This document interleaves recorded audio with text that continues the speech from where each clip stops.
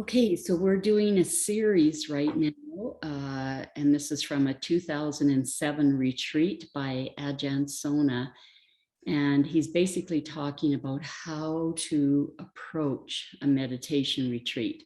And I think we can sort of apply many of these things to our daily practice as well. And in giving these Dhamma talks, he covers what we call the gradual training, which is before you can plunge into your meditation practice, which is aimed at stilling the mind. We first of all have to have a basis of sila, morality, also a basis of kindness and generosity. He maybe didn't emphasize this so much because people are in a silent retreat, but that's also part of the gradual training. And then another part is the hindrances, settling down the gross hindrances. We have to have those fairly settled before we can start focusing our mind. And then once we start our meditation practice, then we deal with the subtle aspects of the hindrances. So I'll just put Ajahn Sona on here.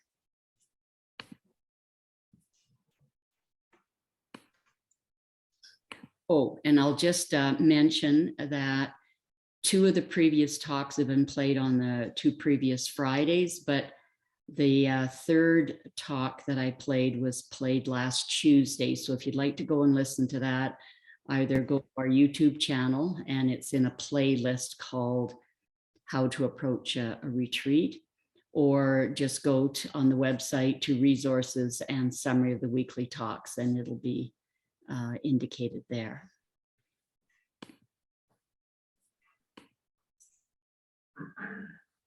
Namo tassa bhagavato arahato samma sambuddhassa buddham dhammam sangham namasami.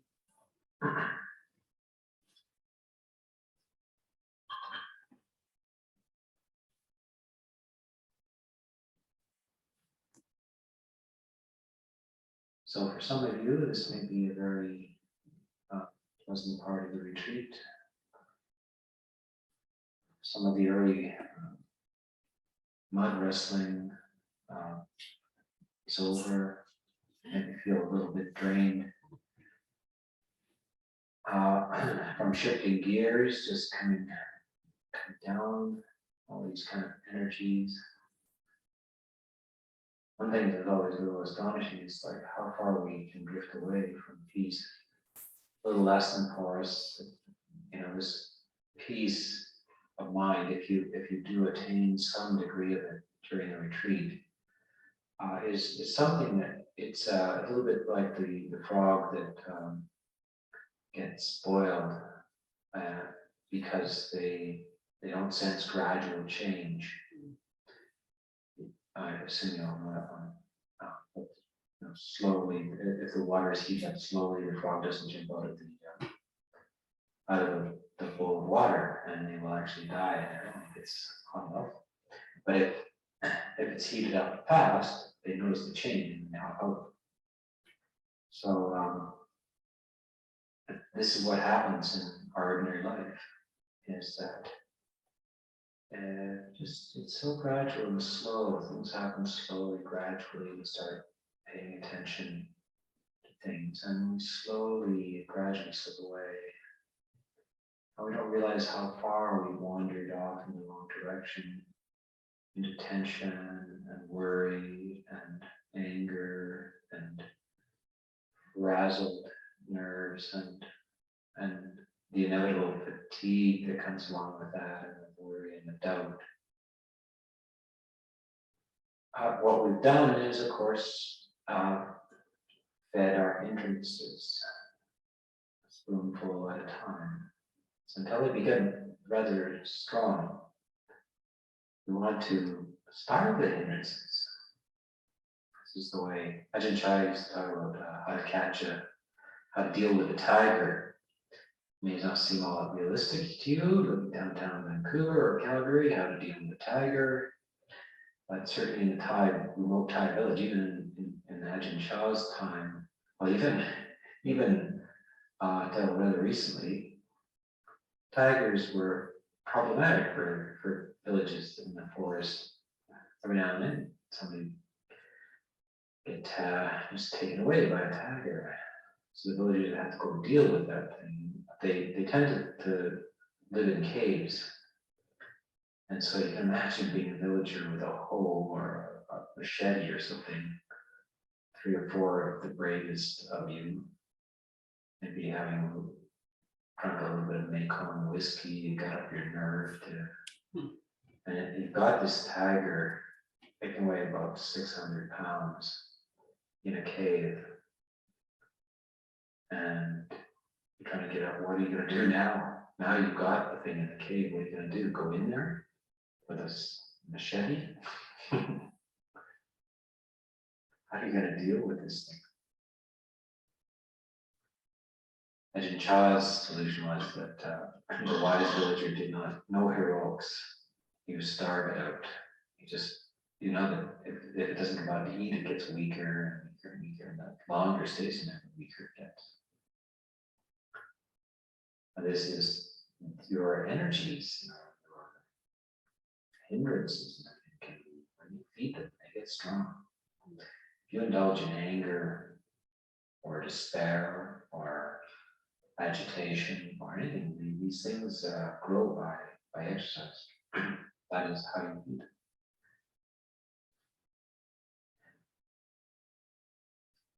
So they become weaker if they're not fed.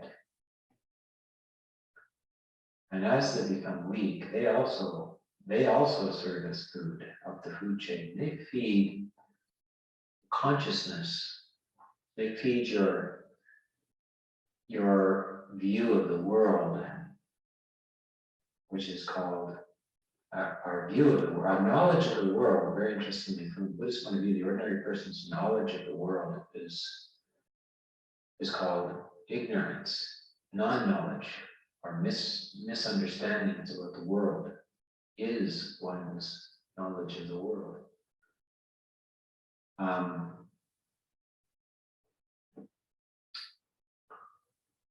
Yeah, so if you weren't ignorant, you wouldn't have any knowledge at all. It's saying if it weren't for bad luck, I wouldn't have no luck at all. So it's that distorted view of reality that is being fed also by the hindrances. Hindrances are strengthened by indulging in them. So if we go back a few steps, it's about not feeding the hindrances. Just being careful of these things, a little more afraid of these things, a little more concerned about these things, a bit more vigilant about these things. We do that, and we're careful. Our avijja, our knowledge of the world, our vision of the world, changes without us even asking it to, without us training or anything like that, because hindrances form our misunderstandings. When we deprive our misunderstanding of its regular food, of anger, of cravings, of restlessness, of depression, sloth, low energy, and of the world, doubt, the way we apprehend the world changes on us. That's how you initiate change. It happens because you've meddled with the causes upstream, and therefore the whirlpool downstream can vanish. Or at least doesn't suck all canoes into it. It becomes less powerful.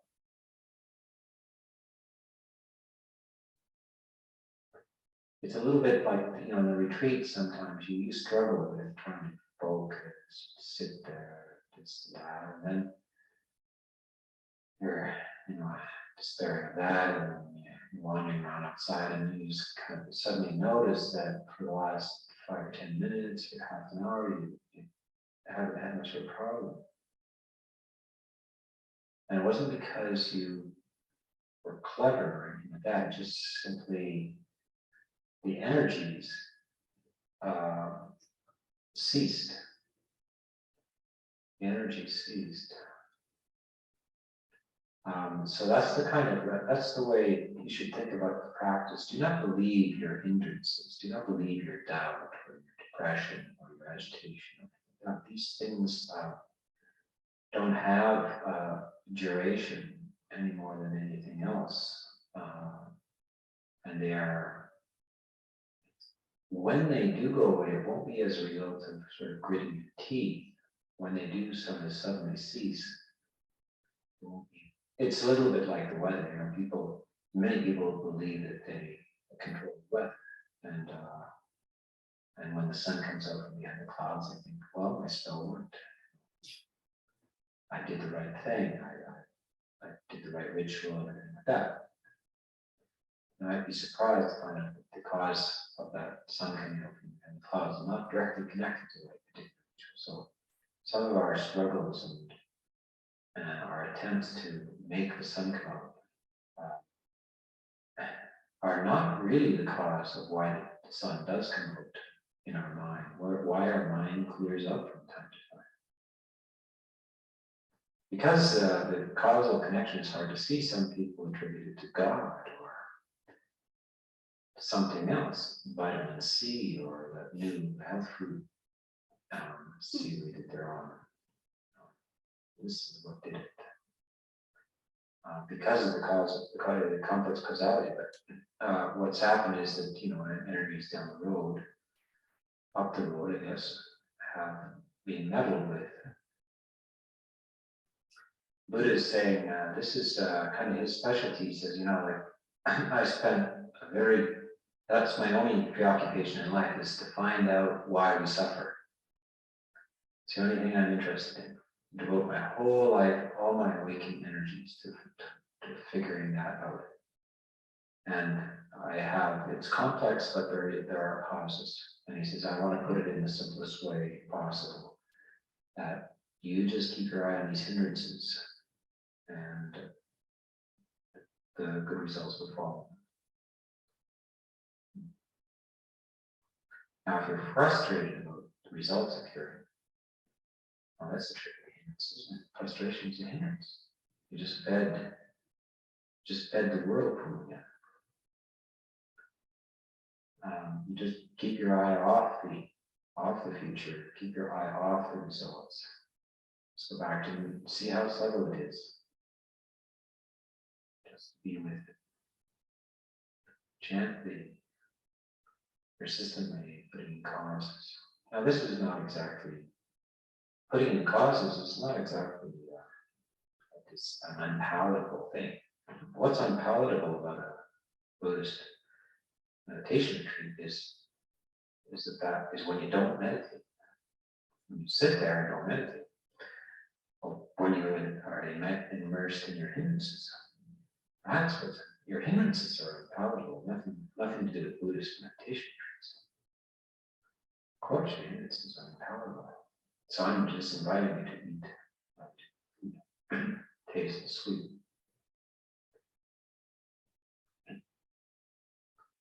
The mind is so full of rationalizations about why it must worry, why it must be irritated, why.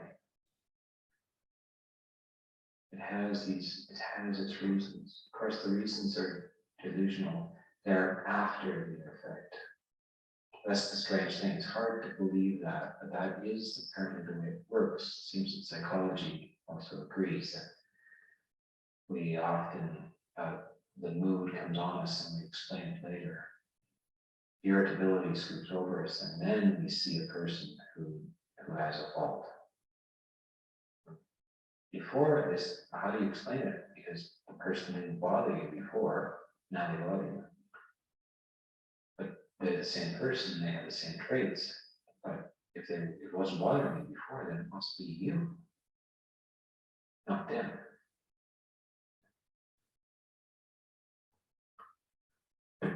So we have to become convinced of this and become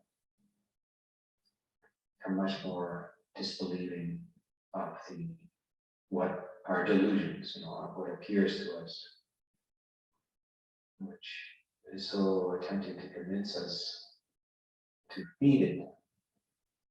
Anger is just begging you to feed it. It's just, look, I have a good point here. This is entirely rational. There is a fault. There is a problem here. Feed me. Or desire. Desire, of course, is much more enticing. It's harder to get rid of than anger. When you feed pleasure, it rewards you. When you feed desire, it rewards you with pleasure. When you feed anger, strange, very strange. It's a terribly irrational thing to feed because it rewards you with pain.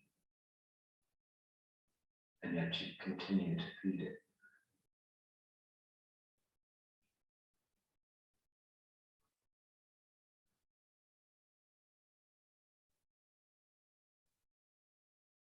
So the Buddha has many similes about the dropping these things. Like you wouldn't handle red hot coals, you're afraid to touch them. Right?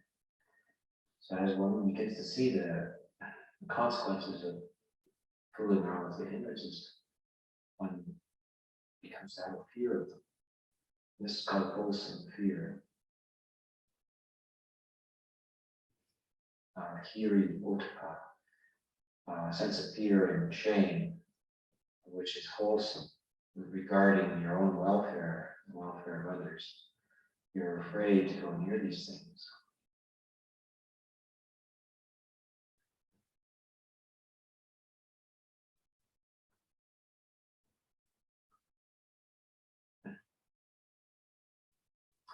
But just notice how when the mind does clear out for time tells, how it wasn't really preceded by brilliant thinking or brilliant strategies. It just, you were struggling and then the struggle died off and you're fine. It stopped. And this is what's called, causality. I remember reading a book years ago by it was about letters to a Zen master that conducted a retreat, or retreatant's letters to a Zen master. And this woman had been on the retreat. And she wrote him a letter and said that what had happened is that she was doing pretty well on the retreat and everything. She felt quite, things had happened. And she went home, and a few days later, a week later, she suddenly went into her old pattern, which was, she got upset, so she went into her bedroom, threw herself on the bed, and wept, which was standard. Welcome back. She was kind of disappointed in herself because, she kind of had hoped that she'd gotten over it. But anyway, same old, same old. So just went in there, threw herself down, began to weep, and then after about 2 minutes or a minute, suddenly it stopped.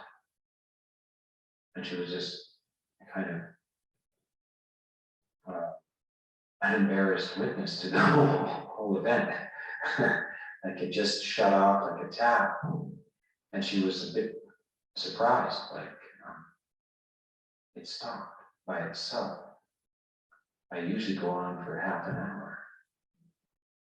And I didn't try or anything, it just stopped. And then she got up and walked out, somewhat embarrassed. Whoa, wow, that was weird. Same old, flung myself down and wept and stopped after a minute. And, I got white face walked out. It was, so that is a classic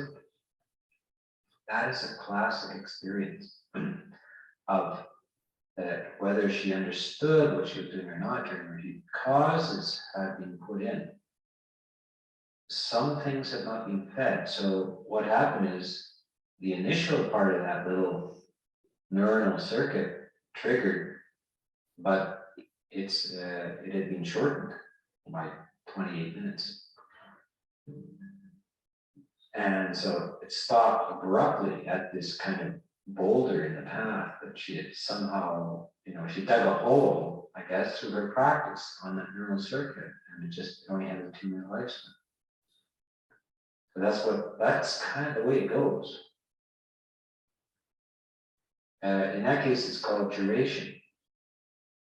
Because of this this strange thing we're doing here, being in a low-centric environment, spending a lot of time in silence, all this, these are all affecting us. They're changing the way we are. And so one of the resultants is duration of our sense of normally who we are. Duration. The other thing that it alters is intensity. So in her case, it was intense, but of short duration. Other people experienced that it went on for quite some time, my usual annoyance was, but it was a mild irritability rather than a seething rage. And persisted for its usual 2 hours, but it was on a scale of 1 to 10, it was a 3 rather than a 7 or an 8. And these are the kind of things that happen. This is sort of what to keep become aware of is these kind of changes of duration and intensity. The other area is the periodic. So how often it occurs, its intervals. You can change the interval time. If things occur on a longer interval, then there's less conditioning being put in there.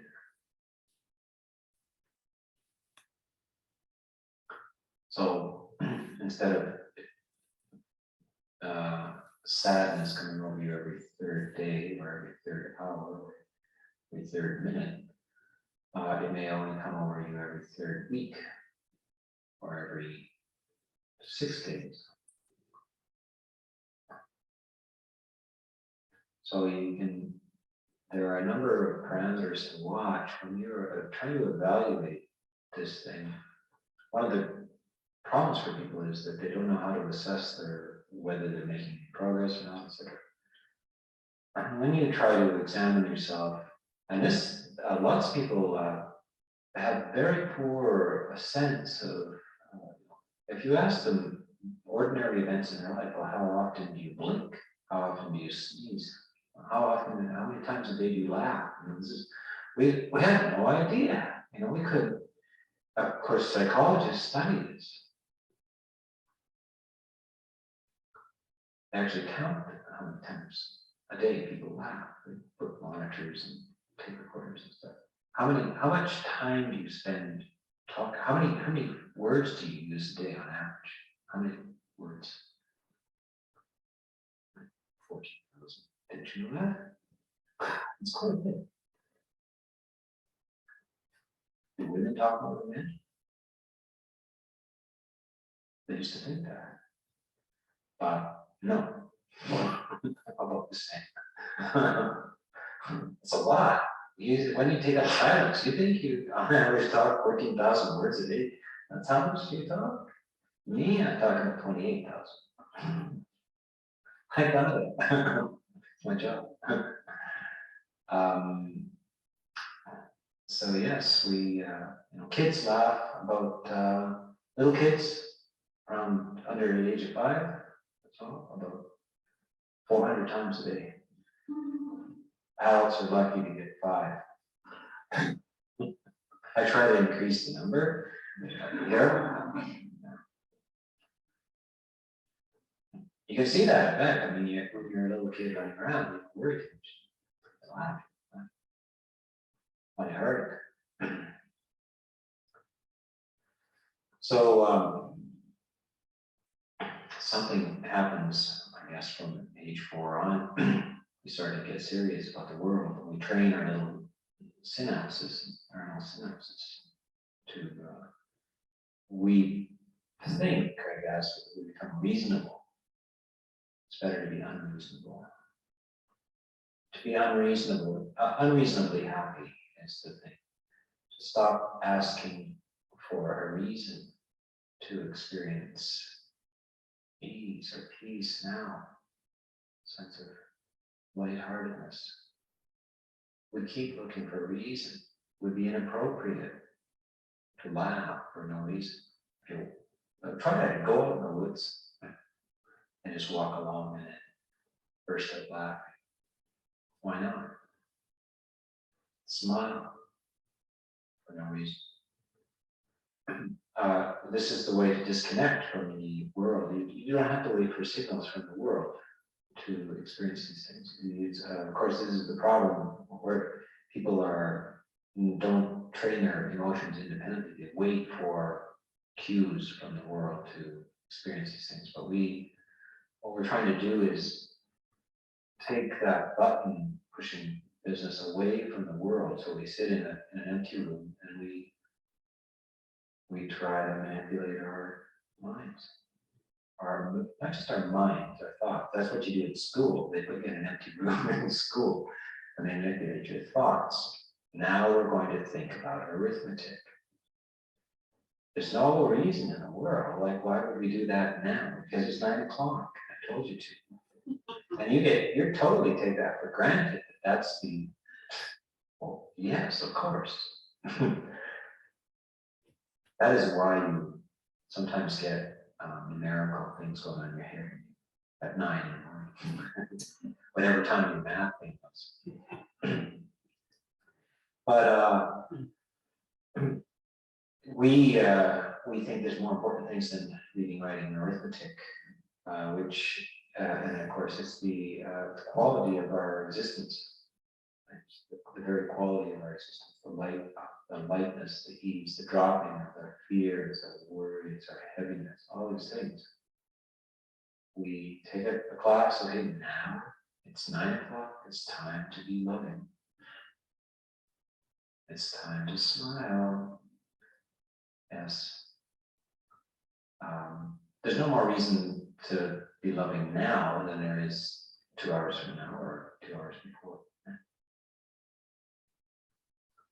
The same events are happening in the world because of the large statistical population. It's very even how many tragedies are going on in the world. You remember the 9/11? How many people were killed there? 3,000 or so. Not really make any blip in the actual mortality rate. Because every year, it's about 1% of the population. In the US, it's about 2.8 million every year. So because you have a maximum lifespan of 100 years, 1% of you gotta die every year.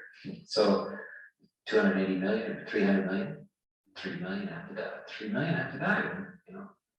And you gotta keep your statistics going. That's what happened, one way or another. So it's hard to the world just goes at a very even rate. We get focused on the tragedies, the triumphs, but it's overall when you take all these 6 billion or more people, and it just goes at a pretty constant rate. Our emotions go all over the place, whenever we direct our attention to this or that. So there's no reason to. It goes on, it rolls on in a very, very even way. We don't have to get distracted by them. We just need to cultivate our emotions quite separately from the fate of beings. The fate of beings. Each being has its own fate. It has its story that it plays out in life. Why is that? Why does that push your buttons? Because even if your buttons are pushed, it makes no difference to the fate of beings. So we have to learn then to become independent. So that's what the word means, detached. Detached is kind of often associated with coolness or coldness. Of course, coolness is in a tropical climate or in an excessively hot room. Coolness is a very positive word, isn't it? To be cool. In a cold room, cold climate, warm is a positive word. So we look at the condition of our emotional condition. We ask, well, what sounds beautiful? Am I overheated? Is there fire in my prefrontal cortex? Is it on fire? Is my heart, my chest cold? We have to ask, what do I lack here? And what do I want to, how do I want to, what sounds good? I mean, if our head is on fire, it's too heavy. Oh, if it's too heavy, of course, that's another experience. And kind of deep, that's our sloth and torpor, our sense of depression or heaviness. Lightness sounds very good. If we're vibrating with agitation, stillness sounds good. If we're on fire with anger and resentment, then the cool sounds good. If we're feeling that constant sense of emptiness or lack, then contentment sounds good. What is that lack, by the way? The lack is, of course, desire. A strange indebtedness, the feeling of being in a situation of never being able to get out of debt. It's a very interesting, that's the Buddha's own simile for this feeling of desire, is to be in debt. To be free from desire, when you're in a state of contentment, you feel no sense of debt. You feel, I paid off my loan, my student loan, my eternal student loan. I finally paid it off. Out of there. Has to be out of hankering, out of craving and always wanting something. Do this and that. That's how you got into debt. That's how you get into debt, of course. That's what they do. They advertise. You want this, you want this, you want this, and then you're in debt. You gotta do the, of course, you gotta say the opposite. No, I don't. No, I don't. I don't want it. I don't want that. I'm content. I'm happy. I'm full. I'm fine. That's it.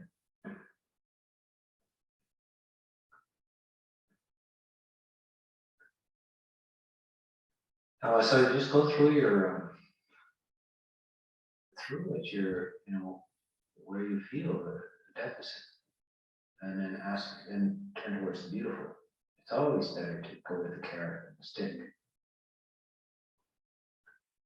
What would you like? We get in this incredible dilemmas, we're not allowed to stop worrying. That would be irresponsible. That's not true. We're not allowed to be unresenting. We need to resent those people who are, polluting the world, etc. We need to be angry about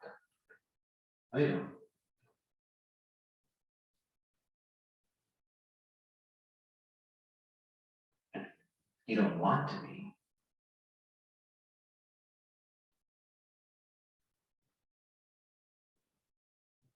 Would you suddenly become irresponsible or a heavy cigar smoker if you stopped being mad at people who pollute the world? I don't think so. I think you'd be the same person. You'd want to do the right thing, but you wouldn't be angry. When a mother is looking at her child, her baby, diapers are full, she's full of love. And because she's full of love doesn't make her irresponsible. She's actually feeling wonderful. It's interesting, the child at that time and the mother both can share kind of a giggle and a joy, even when one's diapers is full. The kid doesn't care, actually. And the mother doesn't care either, for some reason. They say that I haven't been a mother so in this life at least. That when it's your own kid, the diapers don't smell. It smells all right. When it's somebody else's kid, it smells bad. When it's your kid, it doesn't. The diaper doesn't stink. That's the power of loving kindness. Transforms the world. Loving kindness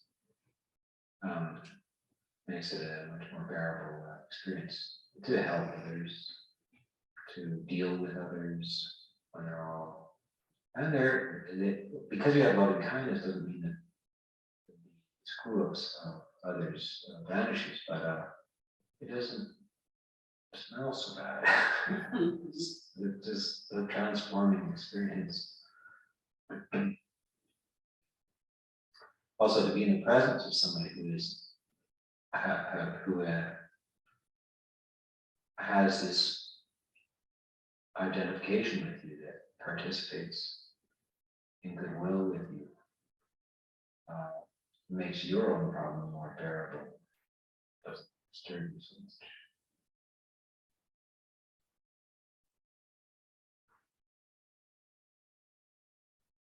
The advantages of this are innumerable. So we have to keep reminding ourselves, re-inspiring ourselves to understand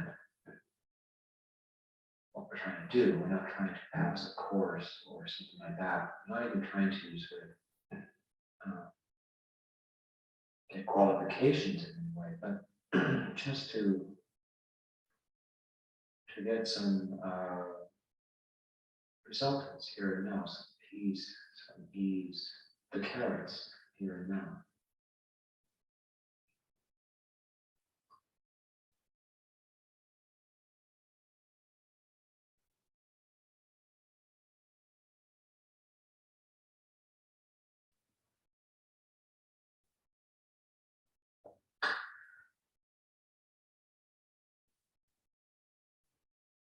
So the next, we only have a few days, a handful of days left.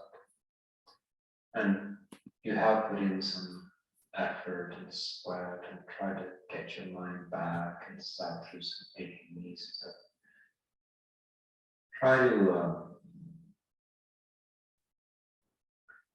to go very lightly in the next few days. You know, if peace is supposed to come to you, it will come to you. You won't have to try very hard. The thing you have to avoid is,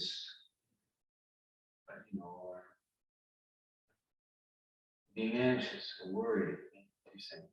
Just don't indulge in those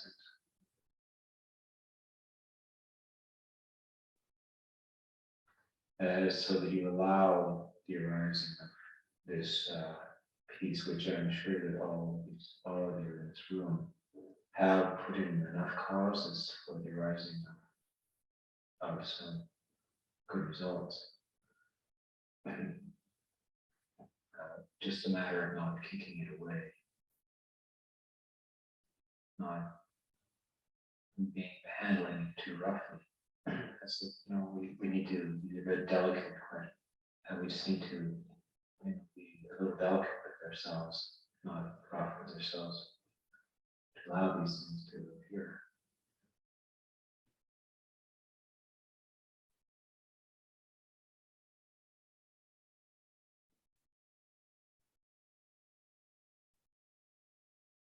It's just the nature of consciousness. It does provide these things. If you walk around these days, you see all these wildflowers out there, just amazing. Come up, different ones for a week, every 2 weeks, different, and they just almost overnight. And this is astonishing. We have all these explanations why flowers are pretty to look at, why they smell beautiful, but it's nature. This is the nature of the mind as well. Buddha says that if you cease from harassing the mind ceases from harassing itself, and flowers appear. So all you have to do is just not harass yourself, and flowers will appear.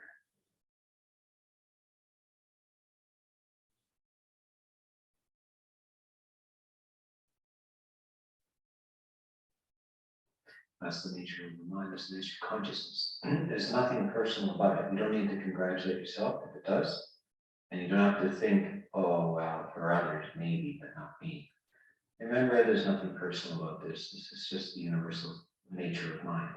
The mind is not harassed. It laughs.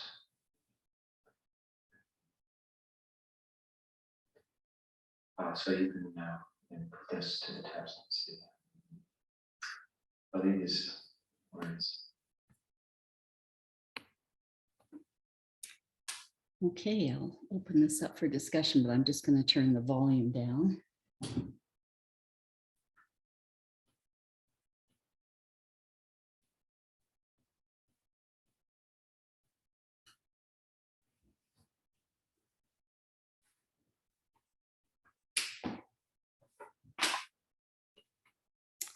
Yeah, I've certainly experienced what he talked about there when our hindrances start to decrease. You know, the 3 ways they do, they come less often, they're less intense, or you're in the middle of them and then they end more quickly. And yeah, it's always a pleasant surprise. Anyway, so just open this up for discussion and questions on the hindrances or whatever else you have in your mind about your practice.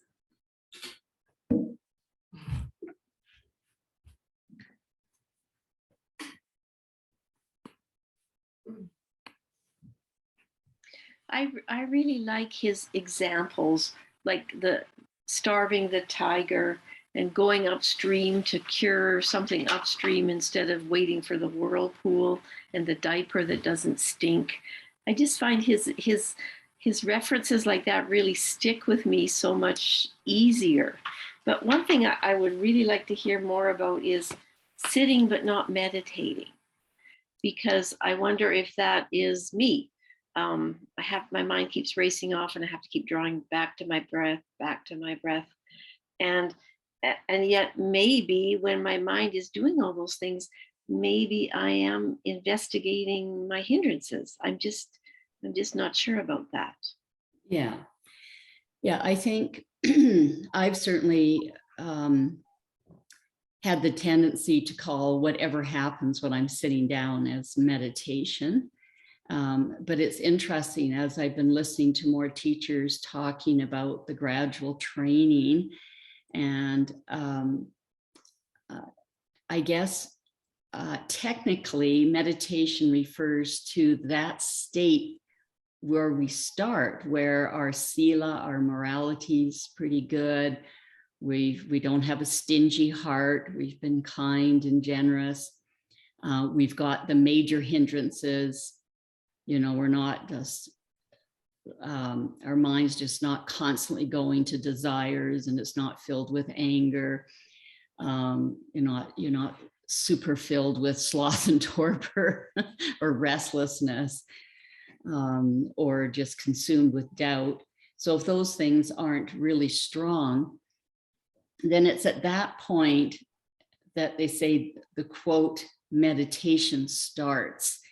And this is where you start the stilling of your mind and start the letting go of the subtle aspects of the hindrances. So I think it's just a terminology thing, because we're doing very good work, before that. Like when you're sitting down and the hindrances are assailing you, and you wake up to that and recognize that and temporarily let it go, come back to your meditation object. That's very good training. And so it's just a matter of semantics. Do you call that meditation, or do you call that dealing with the hindrances? It's all very good work. And this is just sort of a new terminology that I've just become aware of in the last couple of months, because of all the talks I've been listening to on the gradual training. So yeah, don't worry about it. It's just semantics. Thank you. Thank you. Okay, Kusala. Yeah, that's curious, just in reference to what Sarah's sharing. So often I wake in the middle of the night. Well, yeah, middle of the night. I don't look at the clock, so whenever it's still dark and I should be sleeping. So I awake and I just lay there and I say to myself, okay, I'm awake now. I might as well meditate. Just laying in bed, meditating. So I just try to follow my breath. And then I'm following my breath, and then my thoughts are into worrying, because possibly that's what woke me up. And I just notice worrying, I come back to my breath, and then I'll say to myself, this isn't really meditating.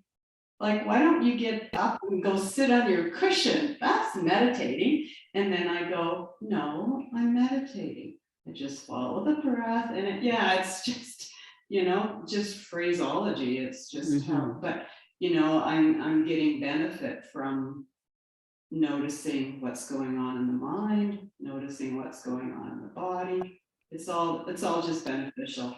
And so I just notice when I say, this isn't meditating, I just notice criticism, judgment, come back to the body, that's sort of what you're talking about. Interesting in listening to Sona today, because I just came back from a trip home to family. And an example, like with my mother, and just saying the same thing often. And she'll say something and then a few minutes later say the same thing or ask the same question. You think, oh, is this dementia, whatever. But I noticed when I just let it go, like she said the same thing 2 minutes later, and I just almost ignored it and let it go, there was peace. Where if I took the bait and said something like, I just told you that, a frustration would arise, and it's the same thing happening, but it's just me taking that bait of frustration, or taking the letting it go and just letting it go. And what a difference it made to the whole experience of not being in that state of frustration or anger or irritability or any of that. But it's gradual, but it's because a few years ago when the same thing would happen, I'd just be like, just told you that. Why do we even talk to you? I'm exaggerating, but but just the peace that can happen when we don't take the bait or don't fall into the hindrance or it's great. And I remember we talked probably more than a few weeks ago. You gave an example, Sangamita, of in your practice with anger, and how the old school was to, if someone's feeling anger, to pound the pillows and to keep the anger going. And now the new school of thought is to not perpetuate the anger, because it just feeds more anger, and how when we feed the things, and he talked about, you know, feeding the desire, and what we get from that is a pleasure and how good that feels. So we want more. So whereas we don't want more anger because we're suffering, whereas we think with pleasure we're not suffering, but we are. Yeah, that's very interesting. When I graduated in psychiatry and had a job in the psychiatry unit in a hospital, the first thing I did was campaign to have the punching bag removed, because I had read the research, and the research showed that for the majority of people, if they were angry and punched that bag, it just intensified their anger. So much better to do a neutral physical activity, like go fast walking or running, or run up and down the stairs, or skip rope, like do something physical, but that's neutral, like not punching. Yeah, and back to aging mothers and mother-in-laws. I just came back from Edmonton visiting my 99-year-old mother-in-law. And she doesn't have dementia, but just has age-related memory loss. And so, yeah, every couple of minutes it was the same question. But, but then I could just hold compassion in my heart. Like, she had totally forgotten the answer. But what I found was even better than just responding to her was to get her to start talking about the past. Then she would just get really excited, and she'd tell me a long story that would go on for quite some time, and she'd be, reliving happy memories from the past, and then it was more enjoyable for me because it wasn't answering the same question every couple of minutes.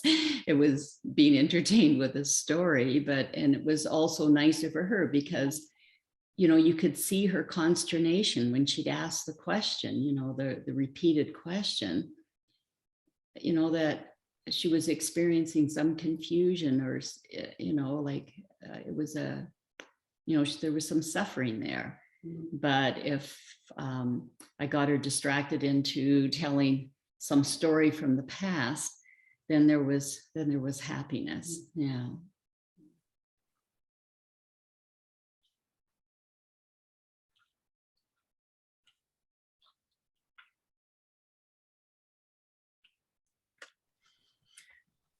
I know that volunteering in long-term care, I find it so much easier to listen to people ask the same question over and over again, and do what you say, Sangamita, and just change the subject to happy memories. But it's so much easier than when it's your own mother.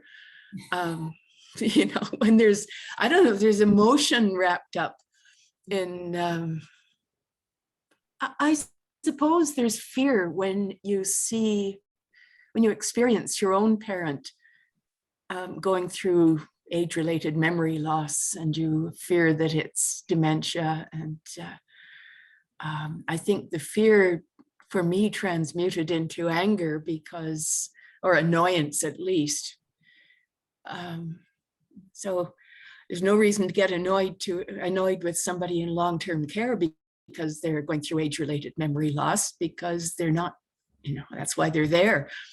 But it's not as easy when it's your own family. Yeah.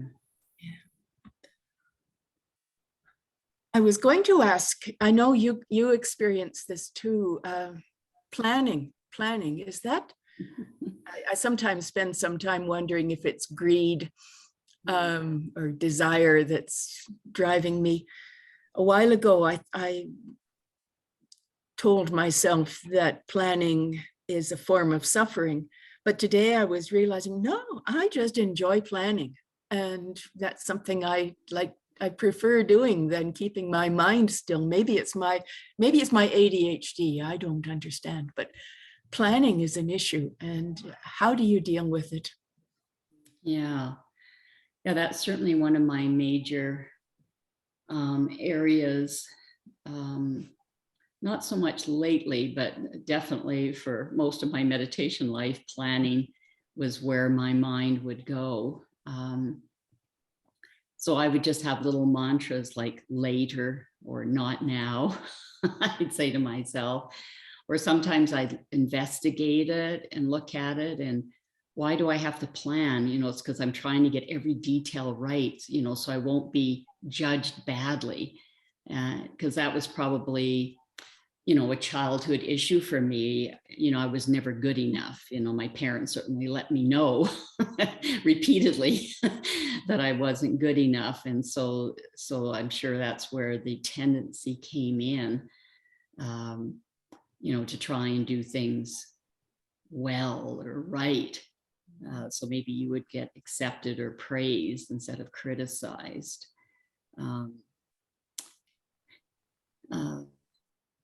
Yeah. So, I reckon, yeah, so go there's ahead. there's lots of selfing in planning. I mean, I have to do this and I will be judged proper, you know, favorably if I do this, maybe. So there's self there, I think. Yeah. So I think just, yeah, maybe I'm experiencing that thing of it happening less often now, like Ajahn Sona talked about the 3 ways that benefits in our practice, like benefits in struggling with these hindrances over years, how they start to settle down. Either the duration is less, or they come less often, or they're less intense. And maybe for the first time in my life, I'm finally experiencing them appearing, the planning appearing less often. And I hadn't really thought about that until you brought this up, because certainly it is my favorite go-to distraction for meditation. Yeah. Here, Kusala. Yeah, and I was just thinking, is it planning or is it worrying? You know, and if I'm in planning mode, that means there's a degree of trying to control, and we cannot control anything, especially our minds. So yeah, it just sometimes to take it deeper. My husband's a super planner, and so am I, because right now we're planning to leave on Tuesday to drive to Arizona. So there's a lot of planning and packing, and you need to, but you know, it's like there's a time and a place. So okay, not now, later, and then setting aside a time, making a list in writing, you know, that sometimes helps me when I write things down. Okay, plan this, okay, make the list, you know, what to pack, and then that gets it out of my head onto paper, and that can really, because the planning, there's a degree of suffering there, I find. You know, I like to be organized, so that's giving pleasure, right? Like feeling organized. Oh, look at me, everything's planned out and in control and organized. And I get that sort of, I don't know, a pat in the back. Good for you. Well, here we go, selfing. Wow.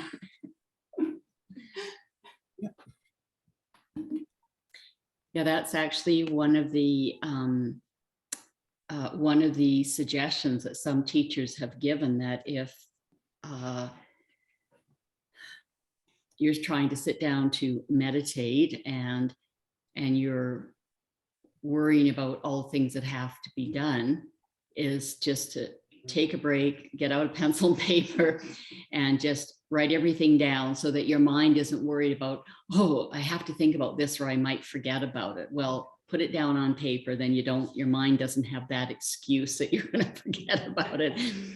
And then say, okay, after my meditation practice, then I can, you know, start working on this list.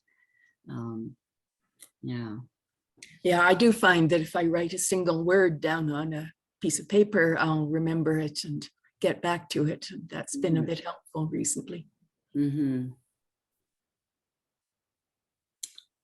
Okay, anything, we're sort of at time here. Anything else before we do our closing? Okay, so I believe, let me see, are we on equanimity or are we on mudita? Let me just look at the calendar here. Yep, we're going to have a 5 Fridays this month. So we'll end with our meditation on equanimity, upekkha. So first of all, bring to mind a neutral person in your life, maybe a store clerk or somebody you pass on the street, somebody you don't have strong feelings of love or hate towards, and send these phrases to them. You are the owner of your karma. Your happiness and unhappiness depend upon your actions, not upon my wishes for you. I care for you as a suffering human being, but I cannot keep you from suffering. I wish you true happiness, but I cannot make your choices for you. Now bring to mind somebody who's been very supportive of you and send the phrases to them. You are the owner of your karma. Your happiness and unhappiness depend upon your actions, not upon my wishes for you. I care for you as a suffering human being, but I cannot keep you from suffering. I wish you true happiness, but I cannot make your choices for you. Now bring to mind a friend. If the previous person was a friend, just think of another friend. Send the phrases to them. You are the owner of your karma. Your happiness and unhappiness depend upon your actions, not upon my wishes for you. I care for you as a suffering human being, but I cannot keep you from suffering. I wish you true happiness, but I cannot make your choices for you. And now bring to mind somebody that you have a difficult relationship with and send the phrases to them. You are the owner of your karma. Your happiness and unhappiness depend upon your actions, not upon my wishes for you. I care for you too as a suffering human being, but I cannot keep you from suffering. I wish you too true happiness, but I cannot make your choices for you. And now we send the phrases to ourselves. I am the owner of my karma. My happiness and unhappiness depend on my actions, not on my wishes and hopes. I care for myself, and I am determined to follow the path of peace. I wish myself happiness, and I am determined to make skillful choices. All beings are owners of their karma. The happiness and unhappiness of all beings depends upon their actions, not upon my wishes for them. I care for all beings as suffering beings, but I cannot keep them from suffering. I wish all beings true happiness, but I cannot make their choices for them. May the merit of our practice be shared with all sentient beings, named and unnamed. Blair, Lise, Kelly.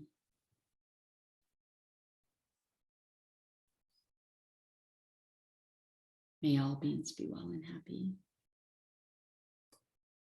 Thank you, everyone. We'll see you next week.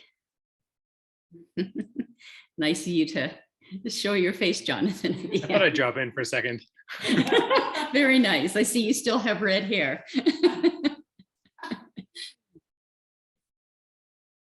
See ya. Bye.